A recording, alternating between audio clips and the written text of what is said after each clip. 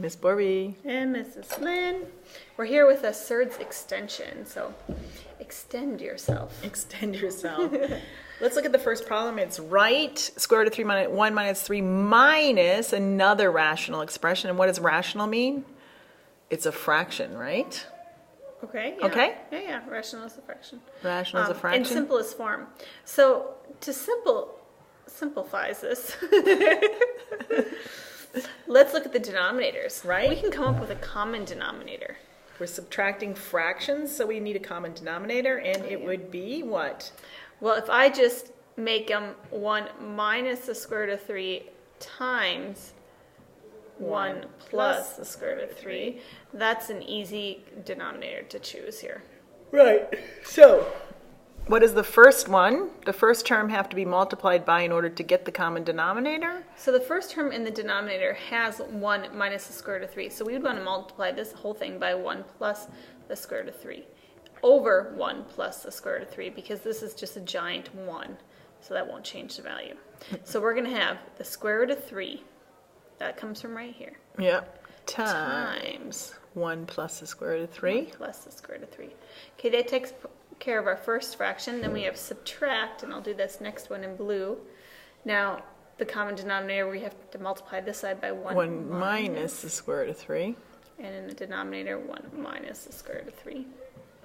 So we're left with minus, and we will write this out. 1 minus the square root of 2 square roots of 3. Sorry. Oops, I was writing what you were saying. I know. Undo. 1 minus this 2 square roots of 3. Times 1 minus the square root of 3. And just to keep this minus, I'm just going to go ahead and throw another parenthesis in there so we simplify inside first. All right. Now, next, let's simplify the numerator. Okay, we're going to do the distributive property there. Square root of 3 times 1 is square root of 3, and we know that the square root of 3 times the square root of 3 is 1. Just 3. Oh, sorry. Yep. And then we're going to minus, and then we'll expand here. 1 times 1 is 1. I'm laughing so I can't work. 1 times negative 3 is negative 3. Negative square root of 3. Oh, yeah, negative square root of 3. And then this is minus 2 square roots of 3. And, that becomes plus 2 times, let's see, we have negative 2 square roots of 3 times negative square root of 3.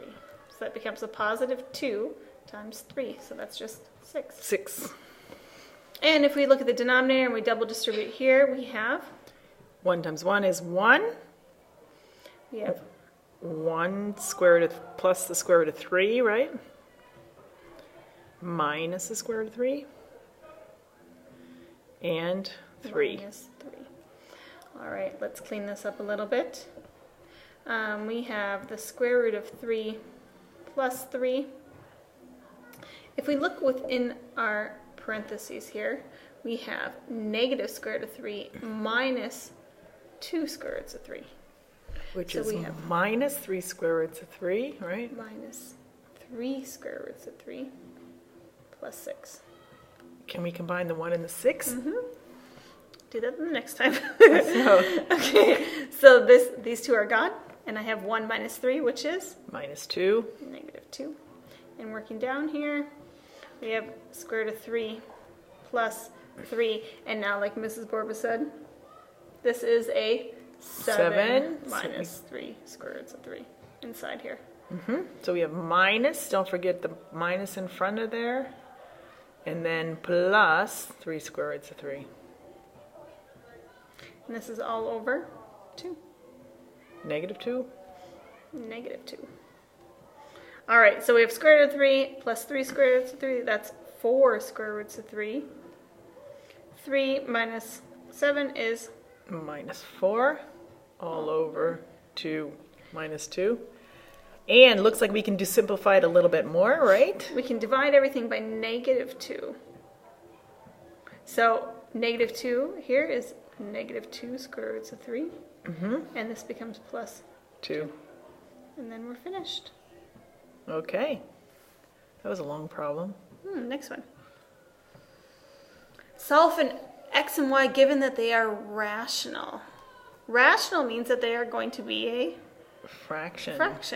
They could be written as a fraction as a over b, right? I mean, all right.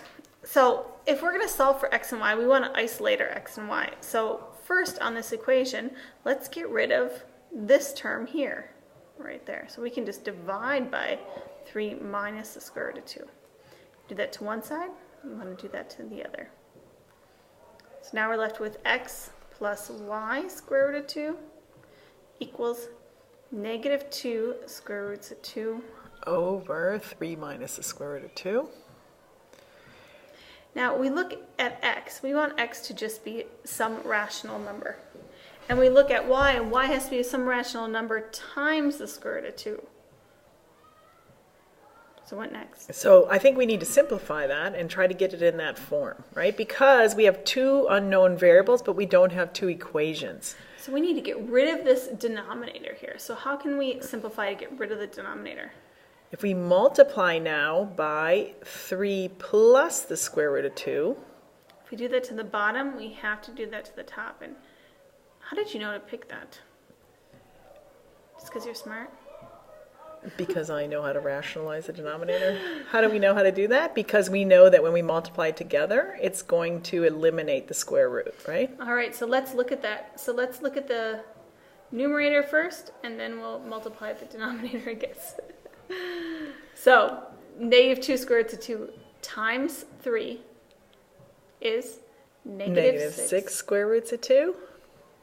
Then we have negative 2 square roots of 2 times the square root of 2, which is negative 2 times 2. Okay, and the denominator? 3 times 3 is... 3 times 3. Oh, you want to write it out? 3 square roots of 2 plus 3 square roots of 2 minus 3 square roots of 2. And actually, when Ms. Flynn asked me that question, I knew that was going to happen. You were going to get plus 3 square roots of 2 and minus 3 square roots of 2, eliminating the square root sign, the term with the square root. All right, and square root of 2 times square root of 2 is just 2. Mm-hmm. So now these two are gone, and we are left with simply,